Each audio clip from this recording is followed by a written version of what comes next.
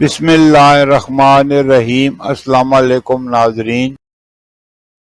برصغیر میں زندگی کی گاڑی کو آگے بڑھانے کے لیے 3 طرح کے کیلنڈر دیکھے جاتے ہیں، جن میں عیسوی کیلنڈر، اسلامی کیلنڈر اور بکرمی یا دیسی کیلنڈر۔ عیسوی کیلنڈر کے حساب سے 23 اکتوبر 2025 دن جمعرات کا پاکستان، بنگلہ دیش اور دیگر ممالک میں ہجری یا قمری کیلنڈر کے حساب سے 29 ربیع الثانی 1447 ہجری دن جمعرات کا سعودی عرب اور دیگر خلیجی ممالک میں ہجری یا قمری کیلنڈر کے حساب سے 1 جمادی الاول 1447 ہجری دن جمعرات کا پنجابی یا بکرمی کیلنڈر کے حساب سے 9 کا تک 2082 دن جمعرات کا۔ اور آج کی بات، رشتوں کی بھی ایک عمر ہوتی ہے، کچھ مرنے تک چلتے ہیں اور کچھ جیتے جی مر جاتے ہیں۔ ماضی کے دریچوں سے چند واقعات جو پاکستان اور مسلمانوں سے متعلق ہیں۔ 23 اکتوبر 1571 سلطان سلیم اول نے مملوک حکومت کا خاتمہ کر کے قاہرہ میں اسلامی خلافت کا مرکز قائم کیا۔ اسی روز عباسی خلیفہ المتوکل الثالث نے خلافت کا منصب عثمانی سلطان کو سونپ دیا۔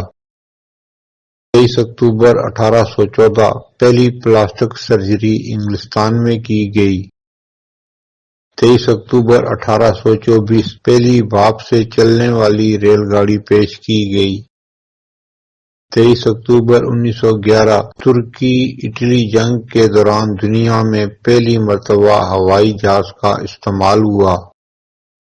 23 اکتوبر 1942 دوسری عالمی جنگ کے دوران شمالی مصر کے المین میں برطانیہ اور جرمن فوجوں کے مابین جنگ شروع ہوئی۔ 23 اکتوبر 1953 بانی پاکستان قائد اعظم محمد علی جناح کی بہن محترمہ فاطمہ جناح نے ڈرگ روڈ کراچی میں مہاجرین کی بستی کا سنگ بنیاد رکھا۔ 23 اکتوبر 1954 پاکستان کے گورنر جنرل غلام محمد نے پہلی دستور ساز اسمبلی کو تحلیل کیا۔ 23 اکتوبر 1960 اسماعیلی کمیونٹی کے 49ویں امام شہزادہ کریم آغا خان چہارم نے پاکستان کے شمالی علاقوں خاص طور پر ہنزا کا پہلا تاریخی دورہ کیا جو 20 سے 23 اکتوبر تک جاری رہا۔ 23 اکتوبر 1975 پاکستان 2 سال کے لیے سلامتی کونسل کا غیر مستقل رکن منتخب ہوا اور 1 جنوری 1976 کو پاکستان نے سلامتی کونسل میں اپنی نشست سنبھالی۔ 23 اکتوبر 1991 مشہور سماجی کارکن مدر ٹریسا نجی دورے پر لاہور آئیں۔